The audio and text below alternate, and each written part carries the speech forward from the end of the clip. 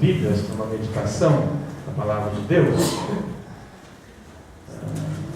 Marcos. Quando eu estou fazendo algumas meditações em Marcos, eu estou lendo 2 livros, chama A Cruz do Rei, e um outro que é um comentário do pastor Hernandes Dias Lopes. E desses 2 livros eu estou extraindo algumas meditações para a gente meditar e mais algumas coisas que a gente acrescenta. Então, se alguma coisa que eu falar aqui você vê em alguns comentários aí desses 2 autores, não se preocupe, porque é fonte na qual a gente está se alimentando, está lendo, né? Então vamos ler Marcos capítulo 1, versículo 40. Então nós vamos tirar aqui alguns sermões.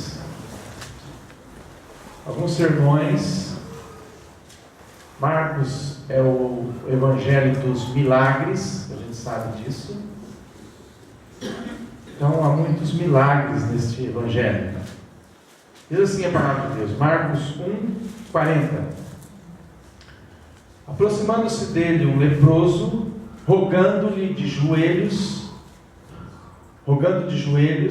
se quiseres, podes purificar-me. Jesus, profundamente compadecido, estendeu a mão, tocou-o e disse-lhe: quero, fica limpo. No mesmo instante lhe desapareceu a lepra e ele ficou limpo. Fazendo-lhe então veemente advertência, logo o despediu. E lhe disse: olha, não diga nada a ninguém, mas vai, mostra-te ao sacerdote e oferece pela tua purificação o que Moisés determinou para servir de testemunho ao povo. Mas tendo ele saído, entrou a propalar muitas coisas e a divulgar a notícia, a ponto de não mais poder Jesus entrar publicamente em qualquer cidade, mas permanecia fora, em lugares ermos, e de toda parte vinham ter com Jesus. Amém. Uma recapitulaçãozinha rápida no Evangelho de Marcos. O Evangelho de Marcos, irmãos, ele compõe os livros sinóticos, né? Que são os livros sinóticos? É o Evangelho de Mateus, Marcos e Lucas, né? Por que sinóticos? Porque esses 3 livros eles conferem uma grande quantidade de histórias comuns. São livros comuns, registram as mesmas histórias, mas alguns desses 3 escritores, por exemplo Lucas, registra algumas coisas a mais do que Marcos, né? Então eles têm uma visão simultânea de Jesus. Eu falei de uma ilustração aqui da outra vez que eu preguei. Eu disse que alguém pergunta por que 4 evangelhos. É como se fossem 4 pessoas subindo numa montanha e cada um vendo a montanha numa perspectiva. Se os 4 descerem da montanha, os 4 vão dizer: nós 4 subimos a montanha, nós vimos a montanha. Mas um vai dizer assim: eu vi bastante árvore. O outro vai dizer: eu vi bastante pedra. Não, você não viu a montanha, porque do outro lado tinha bastante mato. Então é a mesma montanha que eles estão subindo, mas com olhares e perspectiva diferentes. Assim é Mateus, Marcos e Lucas. Eles estão olhando para Jesus e vendo Jesus numa perspectiva diferente, narrando a vida de Jesus, né? E escrevendo sobre a vida de Jesus. Nós vemos que o ministério de Jesus, logo no começo de Marcos, ele é confirmado por João Batista, confirmado pelo Pai, confirmado pelo próprio Jesus. Jesus confirma o seu próprio ministério. Então, também nós vemos aqui logo no começo de Marcos o chamado dos discípulos. Jesus chama os seus discípulos, né, os seus primeiros discípulos. Vemos que a prioridade na vida de Jesus é a oração. Logo no começo do Evangelho, a Bíblia registra que Jesus se retira para orar. Vemos a tentação de Jesus, o batismo de Jesus, tudo em relatos curtos. Por que em relatos curtos, irmãos? Porque o Evangelho de Marcos, que foi escrito para os romanos, é um evangelho da ação.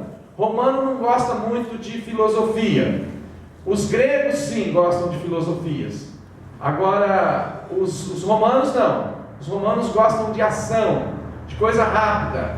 Então, nós vamos ver essa frase no Evangelho de Marcos muitas vezes, logo em seguida, rapidamente. E foi Jesus. Então, Jesus está sempre em ação, sempre fazendo alguma coisa e principalmente sempre realizando os seus milagres. Porque se Marcos registrasse para os romanos muitas parábolas, por exemplo, os romanos não tinham muito interesse nisso. Eles iam dizer, isso aqui é muito chato de ler e muito demorado de ler, nós queremos ação, né? Nós queremos coisas rápidas.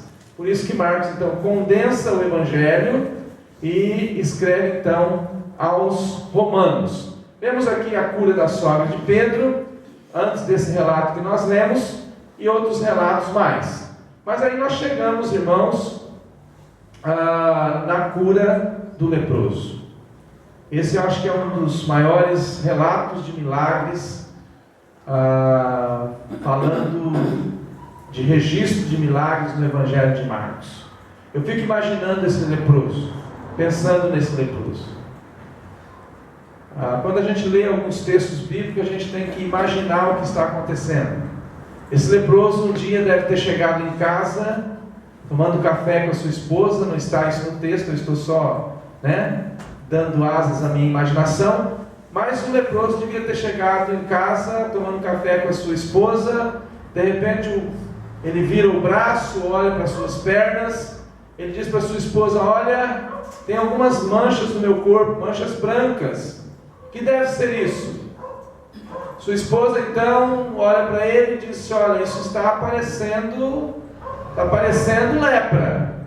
Não temos certeza, mas eu acho que você deveria ir ao sacerdote. Eu não sei por que ir ao sacerdote, porque o sacerdote cuidava das coisas religiosas, mas entendia de lepra também, né? A esposa diz, então você vai ao sacerdote, faz lá os rituais que precisa ser feito e recebe o diagnóstico do sacerdote. Ele vai ao sacerdote, então o sacerdote olha, pesquisa, vê e diz, olha, você está com lepra. Isso é lepra.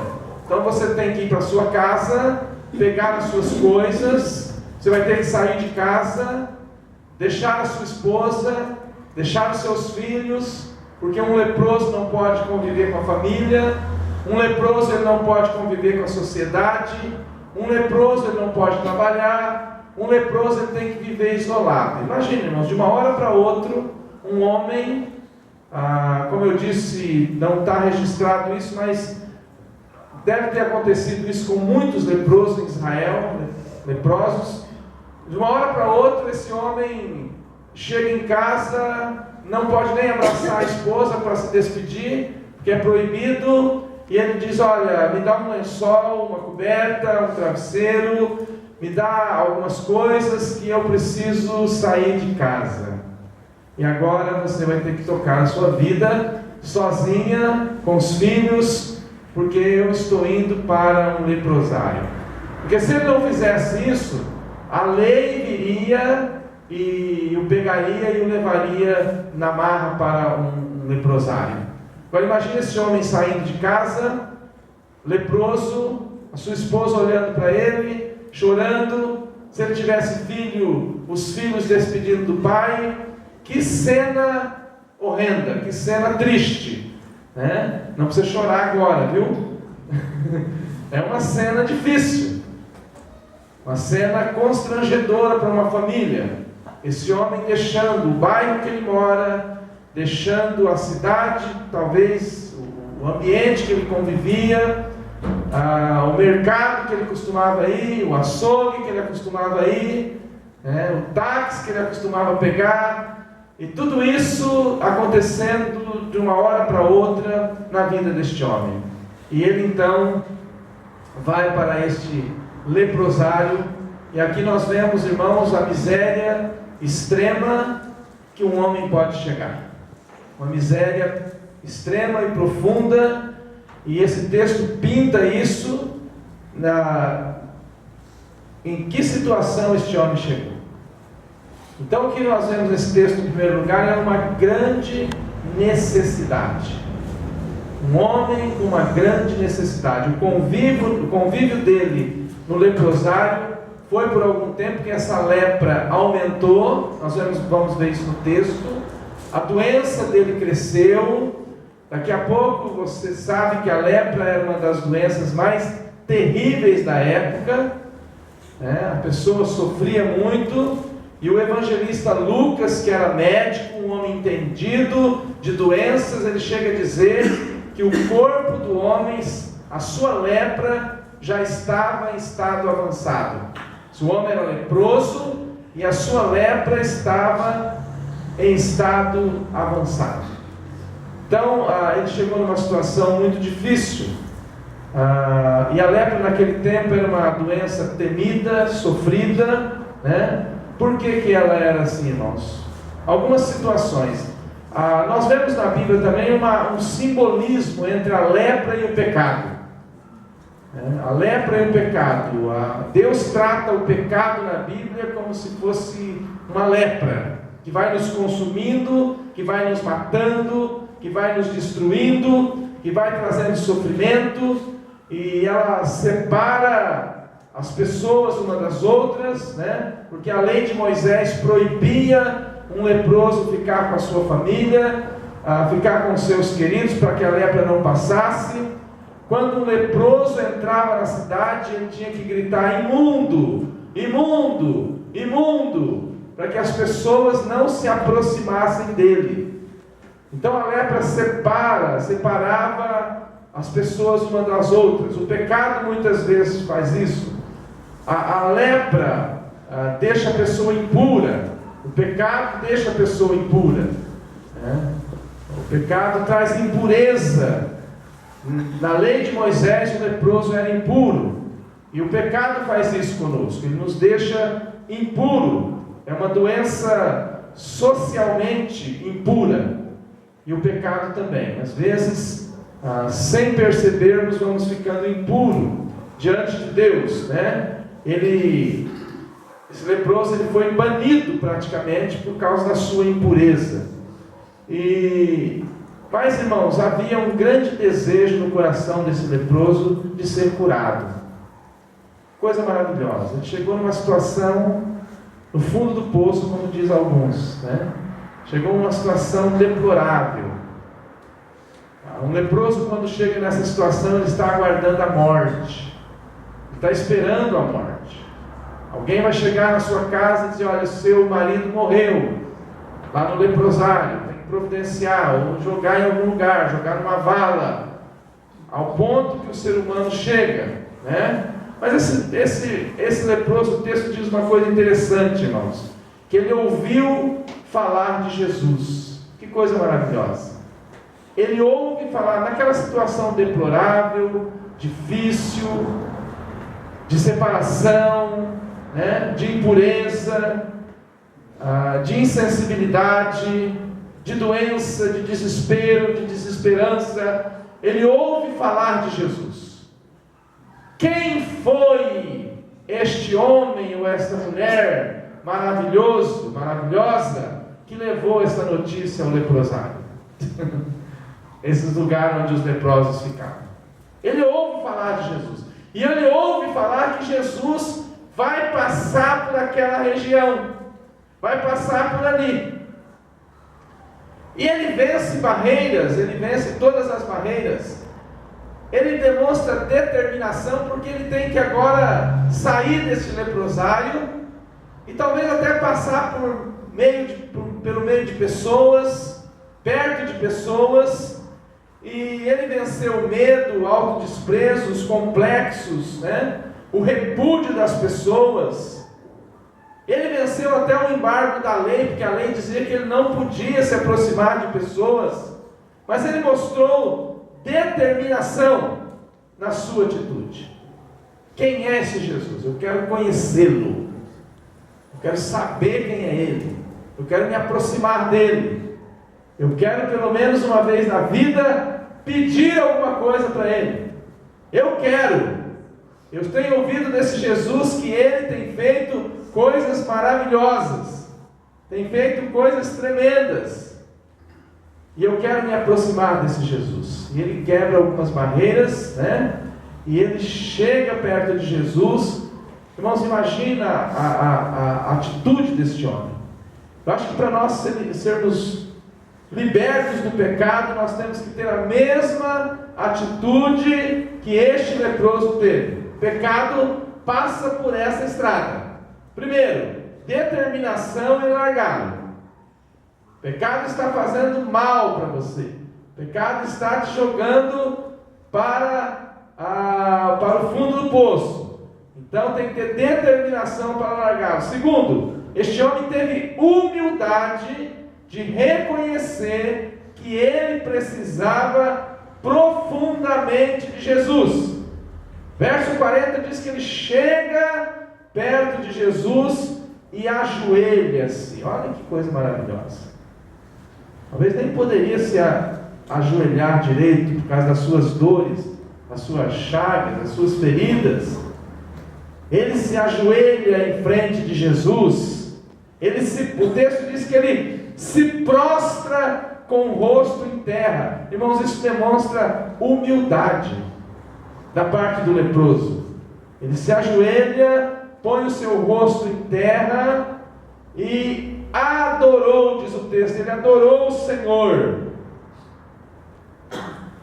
Olha a cena, Jesus em pé, olhando para esse leproso, talvez faltando já dedos, faltando um pedaço da orelha, faltando um pedaço do nariz, não sei aonde estava faltando um pedaço, mas Jesus está olhando para este homem ajoelhado, humildemente na frente de Jesus, e clamando, adorando a Deus, e dizendo para ele: Senhor, se tu queres, o Senhor pode me purificar. Eu estou aqui na tua presença, reconhecendo o teu senhorio, reconhecendo que o Senhor é Senhor, reconhecendo que o Senhor é Senhor até da lepra. O Senhor tem poder sobre essas doenças. Eu estou aqui, o texto não fala, meus irmãos, mas eu acredito que aquele homem já estava chorando e demonstrando ali uma genuína fé aos pés de Jesus. Ele demonstrou genuína fé ao se aproximar de Jesus, ao se dobrar diante de Jesus, cheio de convicção. Ele sabia que Jesus podia. Ele sabia que Jesus podia fazer, porque ele já tinha ouvido algumas coisas de Jesus. E é interessante que este homem se aproxima de Jesus e ele não exige nada de Jesus. Ele não diz para Jesus: o Senhor tem que me purificar, o Senhor tem que fazer isso. Ou ele não negocia com Jesus: se o Senhor fizer isso, Senhor, eu vou dar isso. Não é exigência, não é negociação, não é nada disso. É humildade pura. Ele se prostra aos pés de Jesus. Algumas pessoas chegam até Jesus tentando negociar com ele, tentando dar alguma coisa em troca. Este homem não. Plena submissão à vontade de Deus. Se tu queres, o Senhor pode me purificar. Se o Senhor não quiser, o Senhor não vai me purificar. Mas o Senhor é Senhor da história. O Senhor é soberano. O Senhor é Deus. Irmãos, na nossa vida acontece a mesma coisa. Deus tem poder para todas as coisas. Eu creio sim. Nós precisamos ter submissão, humildade, nos dobrar diante dele, e se ele quiser, ele tem poder para fazer. Se Ele quiser, Ele tem poder para curar qualquer doença, qualquer enfermidade. Se Ele quiser, Ele nos toca e nós somos curados imediatamente. Jesus tem poder para isso hoje. Agora, por que Ele não cura todos? Porque Ele é Senhor, Ele sabe de todas as coisas. Alguns ele cura, outros não. Só que nós precisamos acreditar sempre. Precisamos crer sempre. Agora, isso foi do lado do leproso. Agora vamos ver o que Jesus, as atitudes de Jesus em relação a este leproso, que nos ensina profundamente algumas coisas. Primeiro, uma compaixão profunda. Eu gosto muito disso. Jesus não curou o leproso para ficar famoso, pelo contrário, porque a Bíblia diz que Jesus saiu dali e foi para outros lugares porque o leproso não aguentou ficar quieto. Ele contou para todo mundo, ele divulgou, todo mundo veio atrás de Jesus, mas a palavra de Deus diz, irmãos, que Jesus olhou para aquele homem e demonstrou uma compaixão profunda. Jesus curou este homem, sabe por quê? Por compaixão. Você sabe o que é compaixão? É uma paixão, é uma identificação com o sofrimento alheio. E Jesus, irmãos, nos ensina muito isso na sua palavra. Identificação, compaixão com o sofrimento, é sentir o que o outro está sentindo. Acho que Jesus ficou olhando para aquele homem prostrado, chorando, reconhecendo o senhorio dele. Jesus se encheu de profunda compaixão. Eu não sei se você já fez alguma coisa por compaixão, né? Aquilo que arde no coração, de eu preciso fazer alguma coisa por esta pessoa. Não é para ter nada em troca, não é para receber alaridos de aplausos, não é para receber dinheiro, não é para receber nada em troca, não é para ser visto o que você fez, é só por compaixão. Você olha o sofrimento da pessoa, tem uma íntima compaixão e diz: eu preciso agir porque meu senso de compaixão acendeu aqui. E quando nós fazemos as coisas por compaixão, irmãos, é gostoso, porque nós não queremos nada em troca. Nada. Não precisamos me dar nada. Eu me lembro uma vez que eu orei para uma pessoa e falei de Jesus para ela, e depois terminei, ela falou assim: quanto é? Espera aí que eu vou ali pegar o cheque. Eu falei: não é nada não, isso aqui é de graça. Mas de graça? Você veio aqui, orou comigo e não vai cobrar nada? Eu falei: não, eu nunca vi alguém cobrar para fazer isso, né? Então Jesus, ele agiu por profunda compaixão. E Marcos aqui nos leva até o coração de Jesus, dizendo o que Jesus estava sentindo por aquele leproso naquela hora. O que a gente sente, meus irmãos, quando a gente olha para um pecador, olha para um doente, olha para uma pessoa desenganada pelos médicos, olha para alguém que está no hospital, olha para alguém que está nas últimas? O que a gente sente? O melhor sentimento é esse: íntima compaixão. E Jesus, ele é a disposição poderosa de Deus para ajudar as pessoas. Ele estava ali como disposição de Deus para ajudar aquele leproso. Compaixão é uma coisa que a gente perde no decorrer da vida, é verdade ou não é? A gente perde isso. Tantas coisas que acontecem na vida, irmãos, tantas desgraças, né? Que a gente vai perdendo a compaixão pela família enlutada, a gente vai perdendo a compaixão por aquele que está sofrendo, porque a gente ouve tantas notícias ruins todos os dias. O ônibus capotou, matou 20. Matou, vai fazer o quê? Não mexe mais com a gente. Então a gente precisa voltar a ter compaixão. Puxa vida, o ônibus virou, matou 17 pessoas. Como estão os pais dessas pessoas? Como está a família dessas pessoas? Eu não posso ir lá fazer nada, mas daqui eu posso orar por elas. Ter compaixão pelos acontecimentos da vida. É esse sentimento que a gente precisa voltar a ter. Compaixão, esse sentimento de crente. Agir por compaixão. Nesse frio a gente vê uma pessoa deitada na rua, sem coberta, tremendo de frio. O que invade o nosso coração? Nós não fazemos ajuda por socialismo, né? Eu vou ajudar porque socialismo diz que eu tenho que repartir o que eu tenho. Não, a nossa ação é por compaixão. E uma outra coisa que Jesus fez para esse homem, irmãos, foi o toque. Ele diz que um toque generoso. Jesus quebrou aqui todos os paradigmas. Ninguém tocava no leproso. Aliás, há muita gente que não são tocadas hoje. Ninguém tocava no leproso. Era até proibido tocar no leproso. Jesus quebrou o sistema judaico, religioso.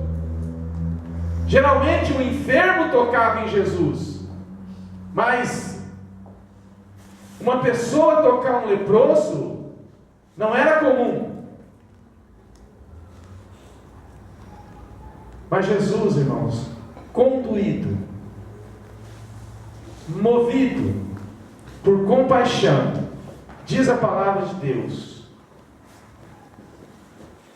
que ele tocou o leproso. É interessante que Jesus tocou o leproso e não ficou impuro. Porque quem tocava o leproso, a lei dizia que ficava impuro.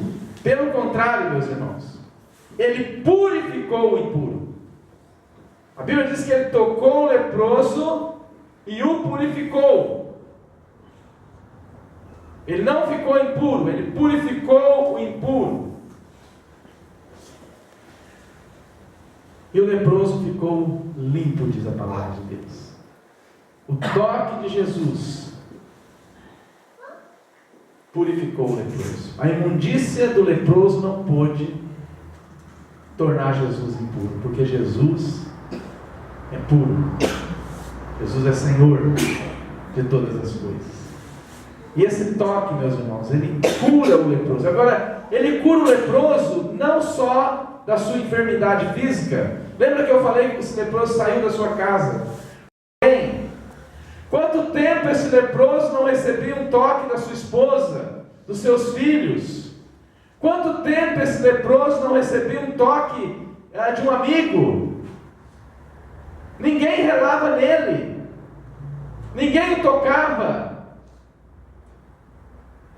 As suas emoções já estavam endurecidas, porque ele não se relacionava com ninguém, e de repente Jesus, com tanto amor, com tanto carinho, diz a palavra de Deus que ele tocou o leproso. E há um lado, irmãos, psicológico nisso, pois fazia muitos anos que ninguém o tocava. Quando esse leproso se aproximava, as pessoas davam um passo para trás. Agora ele sente uma mão o tocá-lo novamente. E era a mão de Jesus. Que maravilhoso, irmãos, sentir o toque da mão de Jesus. Quando a gente está pedindo alguma coisa, clamando alguma coisa, buscando alguma coisa de Deus, como é bom a gente sentir o toque da mão de Jesus sobre as nossas vidas, nos fortalecendo, nos consolando, né? Jesus poderia curar esse homem sem tocar, irmãos. Quantas pessoas ele curou sem tocar? Muitas enfermidades, Jesus só dizia: olha, você está curado. Ele não precisava ter tocado esse leproso, mas ele tocou porque o leproso precisava de um toque. precisava ser tocado por alguém. Então Jesus, sabendo disso, diz a palavra de Deus, que Jesus supre também essa carência emocional deste leproso. O toque das mãos de Cristo curou o leproso. E em último lugar, irmãos, foi a palavra extraordinária que Jesus deu para esse leproso. Ele diz para o leproso assim: você está curado. Eu posso te curar. Você está curado.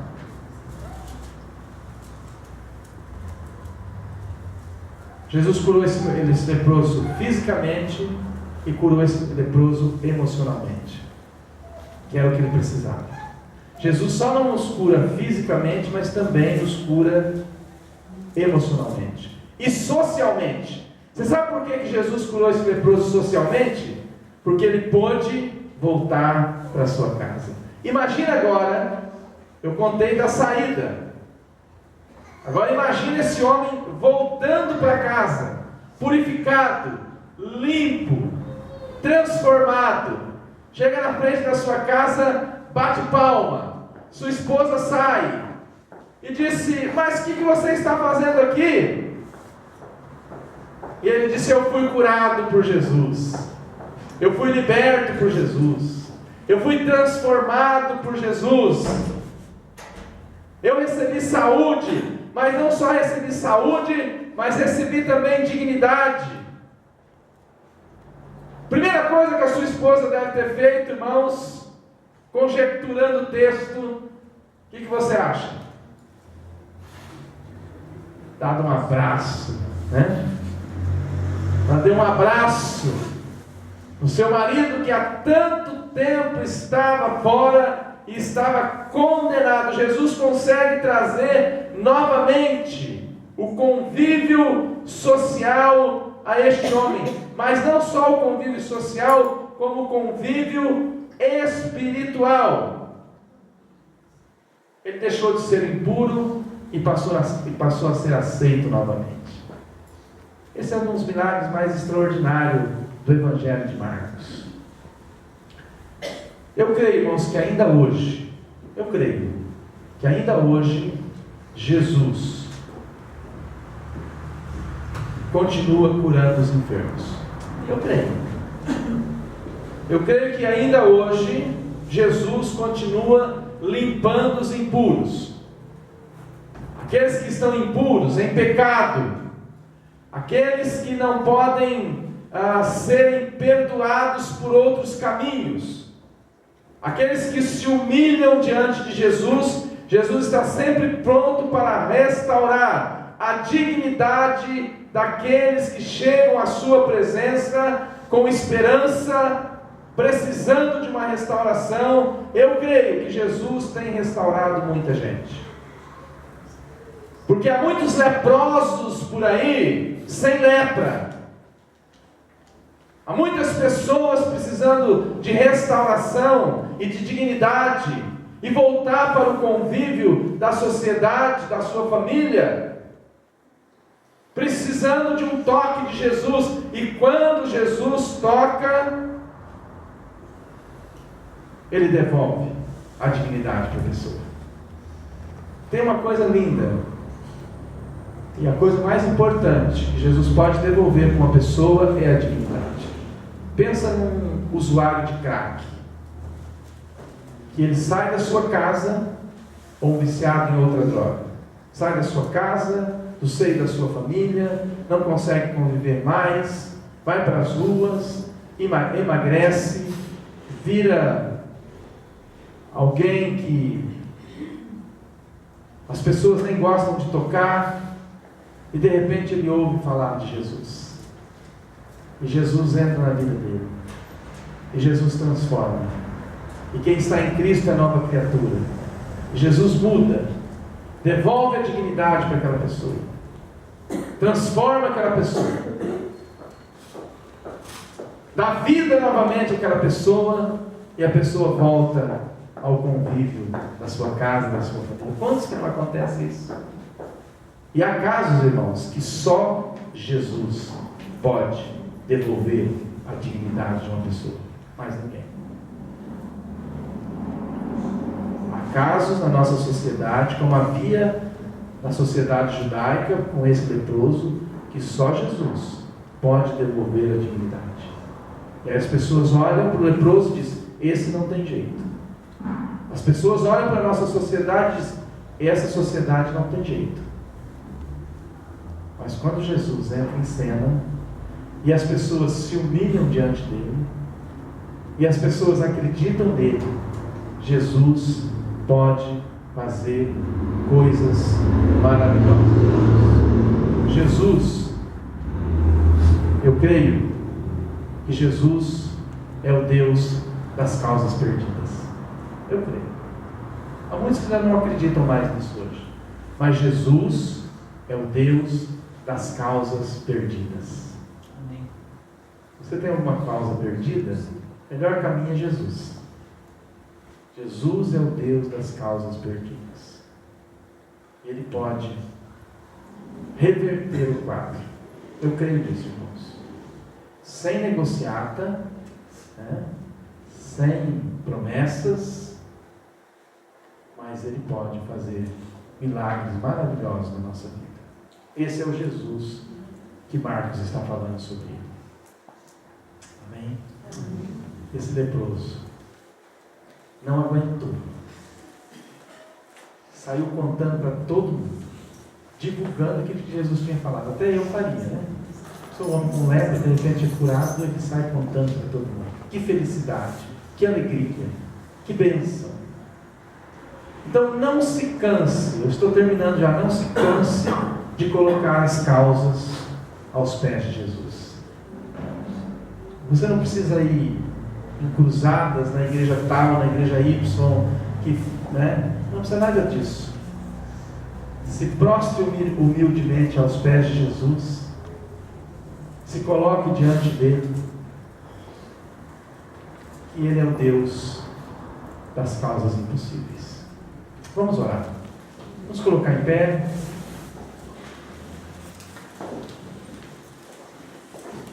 É esse Jesus que nós cremos.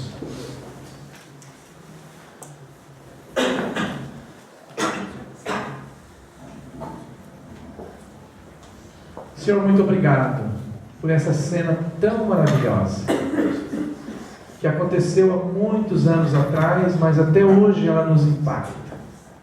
Esse leproso, cheio de chagas, ele se prostra aos teus pés humildemente. E o Senhor, tocado por íntima compaixão, diz: eu quero te purificar. Eu quero que o Senhor fique limpo. Muito obrigado, Senhor, porque nós podemos crer nesse Deus até hoje. Há causas impossíveis para nós, mas o nosso Deus